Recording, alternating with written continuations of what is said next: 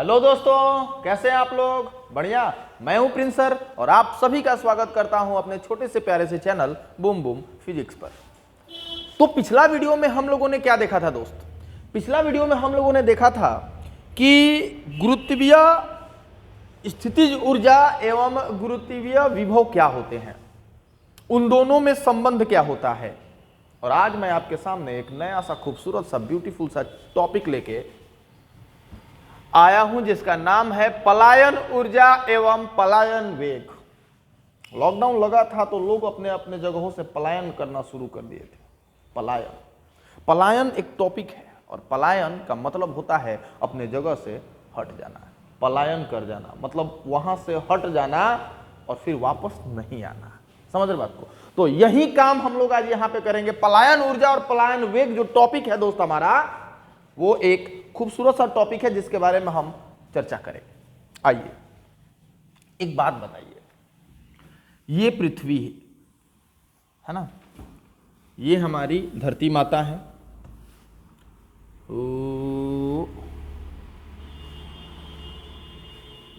ये हमारी धरती माता है। अगर आप ध्यान दीजिएगा, अगर आप जैसे अभी हम यहां पे हैं तो धरती पे ही है ना, अगर किसी वस्तु को ऊपर फेंक रहे हैं तो जितना के वेग से फेंकेंगे ना, जितना के वेग से फेंकेंगे उतना ऊपर जाएगा। तेज फेंकेंगे ज्यादा ऊपर जाएगा, और तेज फेंकेंगे और ज्यादा ऊपर जाएगा। और याद रखिए, जब आप फेंकते हैं तो वस्तुएं ऊपर जाती हैं और ऊपर जाने के बाद फिर से वापस भी आती हैं। क्या कभी ऐसा हो सकता है कि किसी वस्तु को आपने जोर लगा के फेंका और फिर से वो वापस ना आए? हो सकता है, हो सकता है, मे बी। वैसी बातें ही हम लोग आज करने वाले हैं कि फेंका और वही भी नहीं किया। समझ रहे बात को? अभी तक तो ऐसा हमारे साथ नहीं हुआ है, हुआ है आपके साथ? तो कमेंट करिएगा कि सर एक चीज फेंके थे अभी ना आगे ना फेंक देनी, ऐसे तिरछा करके चल गए दूसरे घरे खोजत रहो ना मिलल तो पलायन में ना ना ना ना ना ना। अरे धरती पे आइले हुई बोले हमारा घरे ना आके दूसरा के घरे आई हुई। पलायन ऊर्जा एवं पलायन वेग। आप जानते हैं कि जब आप किसी भी वस्तु को फेंकते हैं बल लगाकर तो वह ऊंचाई पर जाती है और ऊंचाई पर जाने के बाद पुनः वापस आती है। सुनना मेरी बात को। हमने एक बॉडी को यहां से फेंका दोस्त, इस वस्तु का द्रव्यमान m मान लें और मान लेते हैं कि हमने इसको फेंका और फेंकने से ये ऊपर जाने लगा, ऊपर जाने लगा, ऊपर जाने लगा, ऊपर जाने लगा, ऊपर जाने लगा। अगर ये पृथ्वी के गुरुत्वीय क्षेत्र के अंदर ही है तो फिर से पृथ्वी उसको वहीं पर खींच लेगी जहां पर से ये आया था। और अगर आपने इसको इतना वेग दे दिया कि यह यहां पर आने के बाद भी और ऊपर चला गया, मतलब कि यह वस्तु अब दोस्त यहां आ गया। ध्यान देना मेरे भाई, यह वस्तु कहां आ गया? अब वहां आ गया। तो पहले केंद्र पर था और अब जो है ये कहां आ गया? अनंत पर आ गया। अब तो ये अनंत पर आ गया तो पृथ्वी चाह के भी इसको वापस खींच नहीं पाएगी। और जब पृथ्वी चाह के भी इसको वापस खींच नहीं पाएगी तो एक बात बताओ, क्या ये वस्तु पुनः वापस पृथ्वी पर जाएगी? नहीं जाएगी। तो वह वेग जिस वेग से आपने इसको फेंका था, कि आपने फेंका और फेंकने के बाद ये फिर वापस नहीं आया, पृथ्वी के गुरुत्वाकर्षण क्षेत्र को पार कर गया, हम उसी वेग को पलायन वेग कहते हैं। उसी वेग को क्या कहते हैं दोस्त? पलायन वेग। हम भी और यहां ई लगा देते हैं। ई क्या है लगाते हैं सर? ताकि मालूम चले ई का मतलब स्केप, स्केप। अभी का मतलब वेलोसिटी, तो escape velocity, this is V ई।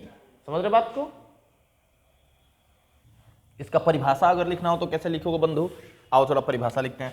क्या कि किसी वस्तु को मतलब आपने VE वेग से फेंका और आपने इस वेग से ऐसे फेंका दोस्त कि यह वापस नहीं आया। मतलब कि पृथ्वी के ये जो आप बाउंड्री लाइन देख रहे हो ना, आप इसको गुरुत्वाकर्षण क्षेत्र बोलते हो।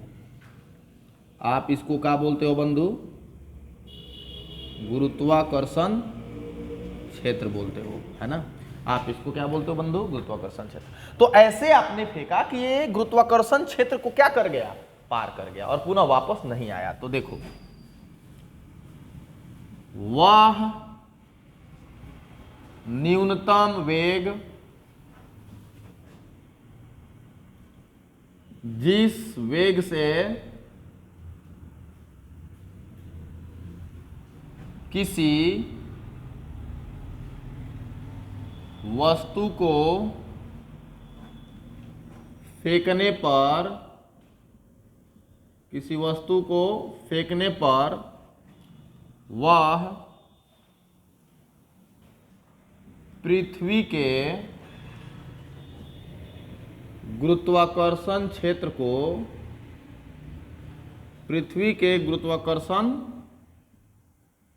को पार कर जाती है और पुनः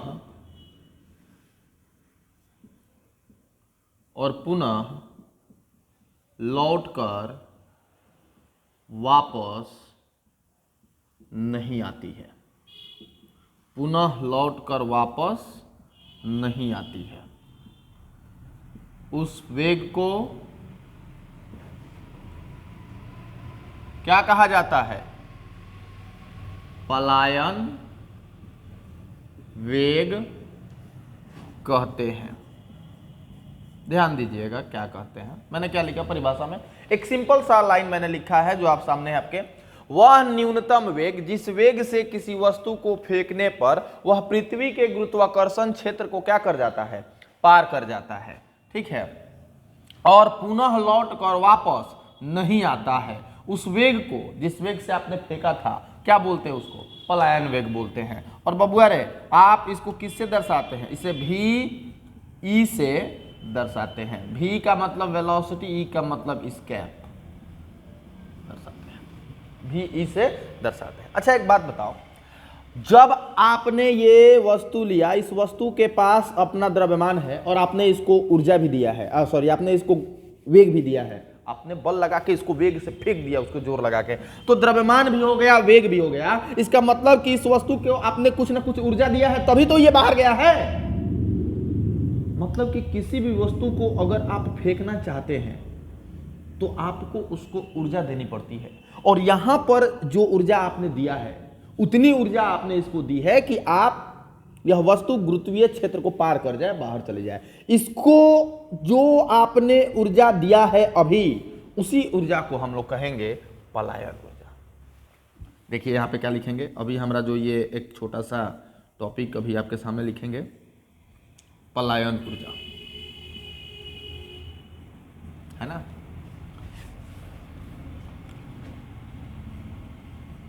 वह गतिज ऊर्जा जो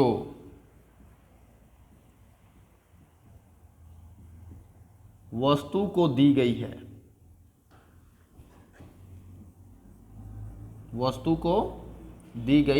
है ताकि वह पृथ्वी के गुरुत्वाकर्षण क्षेत्र को, दिख रहा है ना आप लोगों को नीचे, आप लोग देख लीजिए, दिख रहा है ना, पृथ्वी के गुरुत्वाकर्षण क्षेत्र को पार कर सके। नीचे दिख रहा है ना भाई, पृथ्वी के गुरुत्वाकर्षण क्षेत्र को पार कर सके, उसी गतिज ऊर्जा को क्या कहते हैं? पलायन ऊर्जा कहते हैं। समझ गए बात को? यहां पे आप देखिए, सबसे पहले पलायन वेग क्या है? वह न्यूनतम वेग जिससे आप किसी वस्तु को फेंकते हैं, वो वस्तु पृथ्वी के गुरुत्वाकर्षण क्षेत्र को पार कर जाता है और फिर से वापस लौट के नहीं आता है। जब आप किसी वस्तु को फेंकते हैं दोस्त, तो फेंकने के दौरान आपको क्या करना पड़ता है कि आप उसको ऊर्जा देते हैं। जब आप ऊर्जा देते हैं, उसी ऊर्जा को आप गतिज ऊर्जा के रूप में देते हैं, क्योंकि वस्तु को फेंकना है, वस्तु को गति कराना है, तो गति कराने के लिए तो लाजिमी है कि आपको गतिज ऊर्जा ही देना पड़ेगा। उसी गतिज ऊर्जा का हम लोग नाम दे देते हैं पलायन ऊर्जा। ठीक है, अब इसको नोट करें, फिर हम लोग पलायन वेग और पलायन ऊर्जा से संबंधित व्यंजक को प्राप्त करेंगे। अब हम अभी क्या करेंगे कि अभी आपके सामने पलायन वेग का व्यंजक प्राप्त करने का कार्य प्रारंभ करेंगे। पलायन वेग का व्यंजक। ये देखो पिछला वीडियो से लिंक्ड है,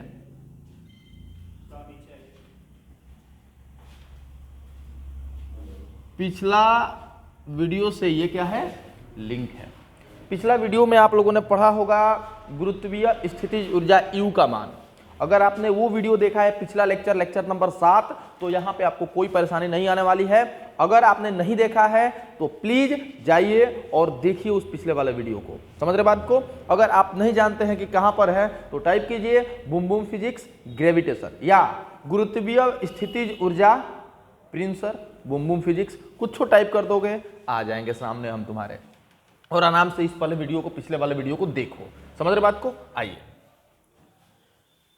तो बात कर रहे पलायन वेग की, कि क्या है पलायन वेग, वो तो समझ गए हैं सर, उसका व्यंजक देखना है। अब फिर से फोटो बनाते हैं। ये देखो, ये देखो यहां पर ये पृथ्वी है हमारी और ये उसका केंद्र है ना O। यहां पर एक बॉडी है और इस बॉडी का मास m है, और तुमने किया क्या कि इसको यहां से फेंक दिया v वेग से, ठीक है। और आप इसको यहां से फेंके हैं दोस्त, और फेंक के उसको कहां पे लेके चले गए, इनफाइनाइट पर। कहां लेके चले गए, इनफाइनाइट पर, ठीक है। अब चूंकि आप इसको इनफाइनाइट पर लेके चले गए, तो आप मुझे ये बताओ, ये मान लो कि A था और ये इनफाइनाइट था। आपको याद है हम लोग ऐसा काम किए थे कि किसी वस्तु को अनंत से गुरुत्वीय क्षेत्र तक लाने में किया गया कार्य, तो उसके लिए हम लोगों ने क्या किया था कि यहां से यहां तक लाने में किया गया कार्य नहीं निकाले थे, बल्कि यहां से यहां तक ले जाने में कार्य निकाला था हम लोगों ने। और आपने पढ़ा होगा कि A से अनंत तक ले जाने में कार्य, आप देखोगे नोट्स अगर बना रहे हैं आप तो आपको मिल जाएगा WA टू इनफाइनाइट, आपको आराम से वो मिल जाएगा। और हम लोगों ने लाया था GMM/R,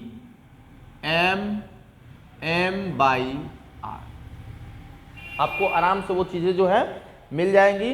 कितनी हो जाएगी, GMM/R। वो हालांकि हमको बस ये बाउंड्री लाइन पार करना है, मतलब पृथ्वी की त्रिज्या केंद्र से फेंक रहे हैं R, पृथ्वी की त्रिज्या के जितना पार करना है, तो बस तुम क्या करना है यहां पर कि R के जगह पर RE रख देना।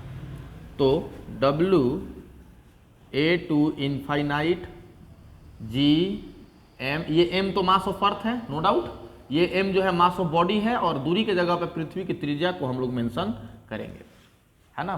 तो ये हो गया यहां से यहां तक फेंकने में किया गया कार्य। अच्छा, किया गया कार्य ही तो ऊर्जा होता है, किया गया कार्य यही वस्तु की क्या हो जाएगी, क्योंकि आप पढ़े हैं बबुआ, यहां से यहां तक ले जाने में किया गया कार्य जो हो जाएगा, यही यहां पर आकर वस्तु की स्थितिज ऊर्जा बन जाएगी। और स्थितिज ऊर्जा जो होती है, यहां पर पहले गतिज ऊर्जा जब था स्थितिज ऊर्जा 0 था, और यहां पर जब गतिज ऊर्जा 0 हो जाएगा तो स्थितिज ऊर्जा मैक्सिमम हो जाएगा, मतलब यही गतिज ऊर्जा स्थितिज ऊर्जा बन जाएगा, और वो स्थितिज ऊर्जा कार्य के बराबर हो जाएगा। सिंपल सी बात यह है कि आप इस कार्य को गतिज ऊर्जा के बराबर कर सकते हैं। और मुझे जहां तक याद है कि उसी गतिज ऊर्जा को आप पलायन ऊर्जा बोलते हो। अभी अभी मैंने लिखवाया है पलायन ऊर्जा कि वह गतिज ऊर्जा, मतलब कि आप गतिज ऊर्जा को ही पलायन ऊर्जा बोलते हो, ठीक है। ओके सर, यहां से सर गतिज ऊर्जा के रूप में हम लिख सकते हैं 1/2 M और VE का स्क्वायर, VE का स्क्वायर, ये गतिज ऊर्जा हो गया। गतिज ऊर्जा का गतिज ऊर्जा बराबर ये, क्या लगता है कुछ कुछ कटेगा, ये सर कुछ कुछ क्या, पूरा ये M कट जाएगा, ये 2 उधर चला जाएगा, तो VE का स्क्वायर बराबर 2GME/RE। इसलिए यहां से अगर हम चाहें तो VE बराबर निकाल सकते हैं √2GME/RE। देखो ये पलायन वेग का पहला सूत्र, ये दोस्त पलायन वेग का पहला सूत्र, पलायन वेग का सूत्र, आप इसको याद रखेंगे। क्या होता है, VE बराबर √2GME/RE, याद रहेगा ना। तो आप इसको जरा नोट करें, ठीक है। यहीं से हम एक और फॉर्मूला इजेक्ट करेंगे। चलिए तो अभी हम लोगों ने पलायन वेग का सूत्र निकाल लिया, under root 2gme by RE, 2gme by RE। अच्छा, थोड़ा सा हम आपसे चाहते हैं कि आप एक बात याद करें, छुटका जी का सूत्र हमने क्या लाया था, अभी आपको याद आएगा, याद आएगा आएगा याद आएगा, आया तिरछा तिरछी गुना करो जरा, तो GME बराबर GRE का स्क्वायर। देखो तो क्या GME का वैल्यू इतना लिख सकते हो, और GME यहां दिख रहा है, बस इस GME के जगह पे हम ये वाला चीज रखेंगे, अगर कोई आपको आपत्ति ना हो तो। एकदम नहीं है सर, आप लिखते जाओ अंडर रूट 2 और GME के जगह पर GRE का स्क्वायर, अब बटा में हो जाएगा RE से एगो ई खत्म। तो देख दोस्त, VE मतलब पलायन वेग का एक बढ़िया सा और खूबसूरत सा तुम्हारे पास सूत्र आ गया, 2GRE। यहां से क्या बात साबित हुआ, यहां से आपको साबित ये हुआ कि पलायन वेग का जो सूत्र है, पलायन वेग का जो सूत्र नया वाला जो अभी आया है, वो केवल 2 पर तो निर्भर करता है, लेकिन 2 तो संख्या है, जी का वैल्यू तो 9.8 होता है, और RE पृथ्वी की त्रिज्या है ना। तो पलायन वेग का सूत्र ध्यान देना, फेंके जाने वाली वस्तु, फेंके जाने वाली वस्तु के द्रव्यमान पर निर्भर है, क्या द्रव्यमान कहीं यहां नहीं है, तो फेंके जाने वाली वस्तु के द्रव्यमान पर निर्भर नहीं करती है, निर्भर नहीं करती है। तो बबुआ ये बहुत ही इंपॉर्टेंट बात है कि आप किस वस्तु को फेंक रहे हैं, इससे तो मतलब ही नहीं है, चाहे आप 2 केजी को फेंकिए, चाहे आप 20 केजी को फेंकिए, चाहे आप 4 क्विंटल को फेंकिए, पलायन वेग का मान सबके लिए एक ही होने वाला है। तो पता करते हैं ना सर कितना होने वाला है, मतलब ये मिटा देते हैं थोड़ी देर के लिए आपको।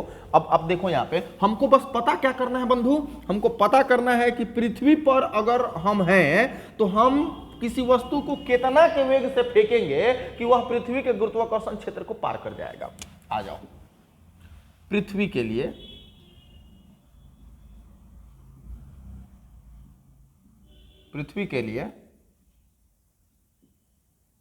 पलायन वेग, पृथ्वी के लिए कौन वेग, पलायन वेग। अच्छा, VE बराबर क्या होता है, आपने अभी अभी देखा दोस्त, 2GRE।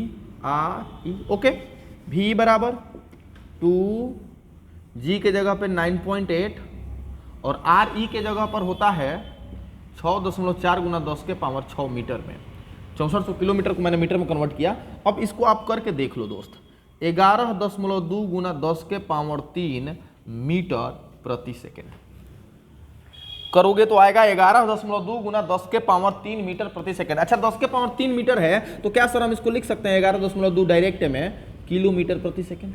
मतलब कि पृथ्वी पर यदि कोई वस्तु है और यदि आप उसको इस चाल से फेंक रहे हैं, 11.2 किलोमीटर प्रति घंटा की स्पीड से फेंक रहे हैं, तो वह पृथ्वी के गुरुत्वाकर्षण क्षेत्र को पार कर जाएगा, चाहे वो 2 केजी का हो, 10 केजी का हो, 50 केजी का हो, या 1 क्विंटल का हो, 50 क्विंटल का हो, आपको केवल इतना का वेग से ही उसको फेंकना है। ये नहीं कि हल्का है तो धीरे फेंक दे तो वो चल जाएगी, अब बड़ा भारी बस जोर से फेंक पड़ी, ऐसा कुछ नहीं है। दूसरी बात एक और कि यह पलायन वेग जो है आप किस दिशा में फेंक रहे हैं उससे भी मतलब नहीं रखता है। ये नहीं कि पार करे के बाद तो ऊपर ही फेंकना बबुआ, 11.2 किलोमीटर से चाहे ऊपर फेंक चाहे तिरछे फेंक, कहीं फेंक, पार कर जाएगा। मतलब वेग की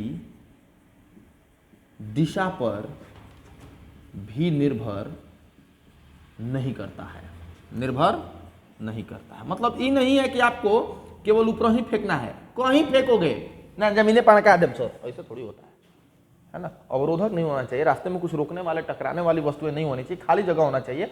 मतलब कि हेजा फेंक 90 डिग्री पर, 60 डिग्री पर, 45 डिग्री पर, 30 डिग्री पर, पार करेगा, है ना। ऐसा नहीं है, कोई कंडीशन नहीं है कि आपको केवल इसी दिशा में फेंकना है, नहीं। इसलिए मैंने इसको मेंशन कर दिया कि वेग की दिशा पर भी निर्भर नहीं करता है, और प्रत्येक वस्तु के लिए पृथ्वी पर पलायन वेग का मान जो होता है निश्चित होता है। आप जल्दी से इसको नोट करें। अभी हम आपको एक खूबसूरत सा कंसेप्ट सिखाने वाले हैं कि चलिए देखते हैं जरा। ये पृथ्वी है ना, ठीक है, ये पृथ्वी है और ये पृथ्वी का केंद्र है।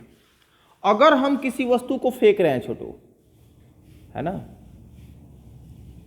अगर हम किसी वस्तु को फेंक रहे हैं और हम क्या चाहते हैं दोस्त कि केवल ये बस यहीं पर पहुंच जाए जहां अंत कर रहा है, बाहर न जाए, बस जहां पृथ्वी का गुरुत्वाकर्षण क्षेत्र खत्म हो रहा है ना वहीं पर रह जाए।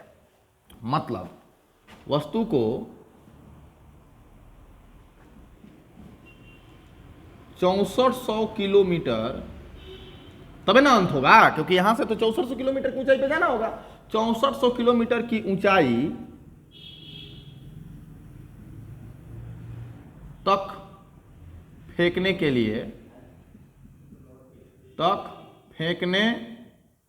लिए वस्तु का वेग क्या होना चाहिए? याद रख दोस्त, वस्तु का वेग जो होना चाहिए 7.92 किलोमीटर प्रति सेकंड होना चाहिए। ये एक बहुत इंपॉर्टेंट सा कॉन्सेप्ट है कि आप चाहते हैं कि पार ना करे, बस बॉर्डर लाइन पर रह जाए। अब बॉर्डर लाइन पर अगर चाहते हैं कि रह जाए तो वहां पे वेग 7.92 किलोमीटर प्रति सेकंड होना चाहिए, ना कि 11.2। अब हम चाहते हैं कि पार कर जाए, अब इससे बाहर मतलब कि अनंत पर आ जाए। यहां से पार कर गया मतलब कि अनंत पर चला गया। तो पार करने के लिए वस्तु को अनंत पर भेजने के लिए, मतलब कि गुरुत्वीय क्षेत्र से बाहर भेजने के लिए, अनंत पर भेजने के लिए वेग, मतलब कौन वेग? हाई पलायन वेग नहीं कहा जाएगा, ये पलायन वेग कहा जाएगा।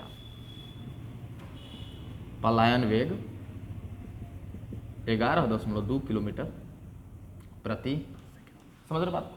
सर अगर ये पृथ्वी ना होकर कोई और ग्रह हुआ तो सिंपल सी बात है, किसी और ग्रह पे, किसी और ग्रह पे, कोई भी ग्रह हो, ठीक है ना, कोई भी ग्रह हो दोस्त, ये मान लो कोई और ग्रह है। अब कोई भी ग्रह होगा तो यहाँ पर जो पलायन वेग होगा, पलायन वेग चूंकि हम अर्थ के लिए बोले थे तो भी ई दिए थे, तो यहाँ पे हम किसी और प्लेनेट के लिए तो भी ले लेंगे। तो तुमने भी बराबर क्या पढ़ा है? √2g, ये अलग हो गया, ये किसी और ग्रह के लिए बात हो रही है, ये जो है किसी और ग्रह के लिए बात हो रहा है, 2gm/re का स्क्वायर। तो देखो अब जब आप किसी और ग्रह पर पलायन वेग निकालेंगे, यानी कि दूसरे प्लेनेट पर एस्केप वेलोसिटी, तो वहां पर आपका जो द्रव्यमान लेना पड़ेगा वो उसी प्लेनेट का लेना पड़ेगा जिस प्लेनेट पे आप निकालना चाहते हो। जैसे मान लो आप चंद्रमा पे निकालना चाहते हो, तो चंद्रमा पे निकालना चाहते हो तो 2g का वैल्यू तो 2g ही होगा, ये तो नहीं बदलने वाला, लेकिन आप द्रव्यमान चंद्रमा का ले लोगे। फिर त्रिज्या भी जो आएगा ना वो पृथ्वी का नहीं लोगे, बल्कि किसका ले लोगे? चंद्रमा का ले लोगे। फिर दूसरा जो फॉर्मूला हम लोगों ने सीखा है √2gr, यहां पर भी r जो होगा वो किसका होगा? चंद्रमा का होगा, माने या किसी भी प्लेनेट का, मंगल हो, चंद्रमा हो, कहीं भी हो, और g का वैल्यू वहां पर कितना है उसका हो जाएगा। समझ रहे बात को? तो किसी और ग्रह पर अगर आपको निकालना है तो आप इस फॉर्मूले का बढ़िया सा प्रयोग कर सकते हैं। सर अब चंद्रमा की बात कर रहे हैं तो चंद्रमा का कितना होता है पलायन वेग चंद्रमा की सतह पर, यह भी बता दीजिए। याद रखिए बबुआ, चंद्रमा पर जो है ना वायुमंडल नहीं है, मालूम है ना आपको। चंद्रमा पर की बात अगर हम करें तो वहां पर g का वैल्यू जो होता है पृथ्वी की तुलना में 6 गुना कम होता है और त्रिज्या भी कम होता है, जिसके कारण से आप याद रखिएगा कि चंद्रमा पर पलायन वेग, चंद्रमा पर जो पलायन वेग होता है vm, चंद्रमा पर पलायन वेग 2.38 किलोमीटर प्रति सेकंड। आप इस बात को एकदम नोट कर लीजिएगा। समझ रहे बात को? यहां पर ऐसा क्यों सर? क्योंकि यहां पर g का वैल्यू 9.8 नहीं होता है, यहां पर g का वैल्यू जो होता है 9.8 को 6 से भागा देना पड़ेगा, उतना होता है। और पृथ्वी की त्रिज्या के बराबर भी उसका त्रिज्या नहीं होता, बहुत छोटा होता है, जिसके कारण से एस्केप वेलोसिटी का मान, जिसके कारण से पलायन वेग का मान भी घट जाता है। तो आप इसको याद रखेंगे, आप इसको नोट करें। फिर एक खूबसूरत सा सवाल भी कर लेते हैं हम लोग। तो आइए दोस्तों, आपके सामने मैंने एक खूबसूरत सा सवाल रखा है जो आप पढ़िए। आइए मिलके पढ़ते हैं। पृथ्वी तल से किसी पिंड का पलायन वेग 11.2 किलोमीटर प्रति सेकंड है। इसमें क्या नया है, तो अभी अभी प्रूफ किया हमने। यदि किसी अन्य ग्रह की त्रिज्या, अरे बाप रे दूसरे ग्रह पे चला गया, यदि किसी अन्य ग्रह की त्रिज्या पृथ्वी की त्रिज्या की आधी हो जाए और द्रव्यमान पृथ्वी के द्रव्यमान का 1/4 हो तो उस ग्रह से देखो दूसरा ग्रह से तुलना करके पूछ रहा है, समझ रहे बात को, तो आ जाओ, कोई ज्यादा दिमाग उमाग नहीं लगाना, ज्यादा परेशान भी नहीं होना है। तो देख दोस्त, पहले पृथ्वी के लिए, पहले किसके लिए, पृथ्वी के लिए, तो यहां पे दिमाग ये बिठाना है कि सर हमारे पास दो सूत्र होता है, एक होता है √2GME/RE का स्क्वायर, यही होता है ना, और एक होता है √2GRE। सर कौन सा सूत्र लगाएंगे, यहीं पर दिमाग लगाना होता है। देखो पृथ्वी की त्रिज्या आधी, द्रव्यमान, मतलब त्रिज्या और द्रव्यमान दोनों के बारे में बात किया है, तो ये तो लगने से रहा क्योंकि इसमें तो द्रव्यमान है नहीं, तो लगाना किसको है, इसको है, क्योंकि द्रव्यमान और त्रिज्या दोनों इसमें है। समझ रहे बात को, ये वाला टिक क्लियर हो गया कि हमें कौन सा सूत्र लगाना है। ये सबसे पहले आपको आना चाहिए कि हमें क्या लगाना है सवाल में, और ये तभी आएगा जब आप प्रैक्टिस करते हो, ये तभी आएगा जब आप बहुत बढ़िया से ढंग से किसी टॉपिक को डीपली अध्ययन कर रहे हैं। समझ रहे बात को। आइए तो पृथ्वी के लिए बात करते हैं दोस्त। तो पृथ्वी के लिए भी ई बराबर हो जाएगा √2GME/RE का स्क्वायर। ओके ओके, यहां पर है 11.2। ओके माय गॉड, √2GME/RE का स्क्वायर। हम एक काम करते हैं भैया, इसको समीकरण नंबर 1 मान लेते हैं, अगर तुम कहो तो। हम क्या कहेंगे, फिर मान लीजिए दूसरे ग्रह पर अभी मैंने आपको सिखाया कि दूसरे ग्रह पर जो भी होगा वो √2GMP, MP क्या लिखा मैंने, दूसरे प्लेनेट की बात हो रही है, दूसरे प्लेनेट की बात हो रही है, और दूसरे प्लेनेट पर कि यहां पर जो आपका रेडियस है RP का स्क्वायर। अब मुझे यही चाहिए VP, का मुझे मालूम है √2G, तो कभी नहीं बदलने वाला। दूसरे ग्रह का द्रव्यमान कितना है, द्रव्यमान जो है उस ग्रह का पृथ्वी के द्रव्यमान का 1/4 है। मतलब मेरे भाई कि MP जो है तुम्हारा ME/4 है। ये पहला नंबर, ये जो सवाल जो बोल रहा है वो लिख रहे हैं, यहां पर ध्यान देना। यदि किसी अन्य ग्रह की त्रिज्या, मतलब कि जो अन्य ग्रह की त्रिज्या है वो पृथ्वी की त्रिज्या का कितना है, पृथ्वी की त्रिज्या की आधी है। मतलब दूसरे ग्रह की जो त्रिज्या है वो पृथ्वी की त्रिज्या के आधा, और दूसरे ग्रह का जो द्रव्यमान है वो पृथ्वी के द्रव्यमान का 1/4, यानी कि तुम्हारे पास RP और MP दोनों मिल गया। तो आओ ना दोस्त, MP की जगह पर कितना रख देंगे, ME/4, ME/4, तो 4 नीचे रख देते हैं, इंटू RP के जगह पे RE/2 का होल स्क्वायर, RE/2 का होल स्क्वायर, तो RE/2 का होल स्क्वायर। ठीक है, आ जाओ दोस्त, VP बराबर √2GME, ध्यान दो वहां दिख रहा है ना आपको, √2GME, ये ऊपर वाला लिख दिया मैंने, इंटू 4, यहां पे देखो RE का स्क्वायर, RE का स्क्वायर, अब बटा में 2 का 4, 4 से 4 को उड़ा डालो, 4 से 4 को उड़ा डालो। Oh my god, oh my god, it's very very blunder ना हो, है कहीं गड़बड़ हो रहा है छोटो, कहां गड़बड़ हो रहा है, यहां पे जरा देख लेते हैं।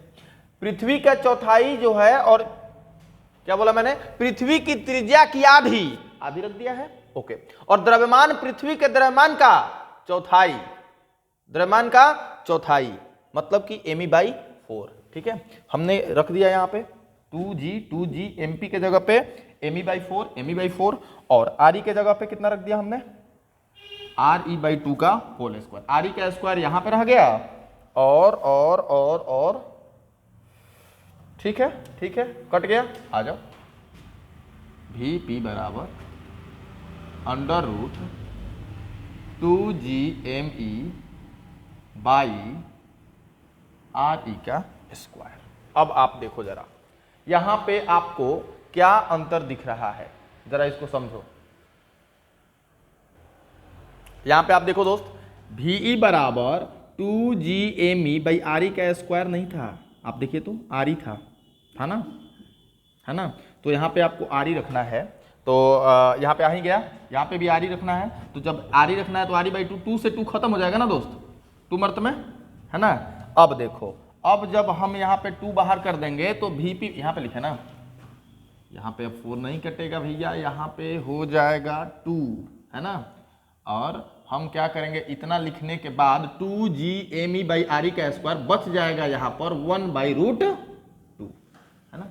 यहाँ पे जब 1/√2 बचेगा तो यहाँ पर का वैल्यू कितना आया है, 2GME/RE, ठीक है ना। यहाँ पर RE का स्क्वायर नहीं होगा, है ना, केवल RE होगा। ध्यान रखिएगा, मिसकंसेप्शन का है, केवल RE होता है नीचे, RE का स्क्वायर नहीं। तो अब ये RE जब हो गया तो इसका वैल्यू कितना आया है, यहाँ का वैल्यू कितना आया है 11.2। यहाँ पे जब 11.2 आया है तो Vp बराबर 11.2 इंटू 1/√2। अब 11.2 इंटू 1.41 कितना होता है दोस्त, √2 का वैल्यू 1.414। डिवाइड करते हैं जरा इसको, तो 14 7 7.92 मीटर पर सेकेंड, ठीक है, किलोमीटर पर सेकेंड, क्योंकि हम लोग किलोमीटर में ही लेके चले हैं, क्यों किलोमीटर पर सेकंड में ही चले हैं, ठीक है। आप एक बार दोबारा देख लीजिए इसको। पृथ्वी के लिए जो पलायन वेग का सूत्र होता है वो कितना होता है, v बराबर √2GME/RE, ठीक है। अब v का वैल्यू 11.2, अब इतना के जगह पे आप 11.2 इस्तेमाल करेंगे, बस अब ध्यान रखिएगा। अब अन्य ग्रह पे जाना है, अन्य ग्रह पे क्या हो रहा है कि पृथ्वी का द्रव्यमान जो है, ग्रह का जो द्रव्यमान है वो पृथ्वी के द्रव्यमान का चौथाई है, और त्रिज्या जो है पृथ्वी की त्रिज्या का आधा है। सूत्र आपके सामने है, 2 का 2, G का G, MP के जगह पे ME/4, क्यों, क्योंकि चौथाई था। RP के जगह पे RE/2, 2 2 जा 4, 2 कट गया। अब इस 2 को छोड़ के बाकी सबको देखो, 2GME/2 into RE, 2 into RE। अब इस 2 को हम बाहर रखेंगे, 2GME/RE अब इंटू 1/√2।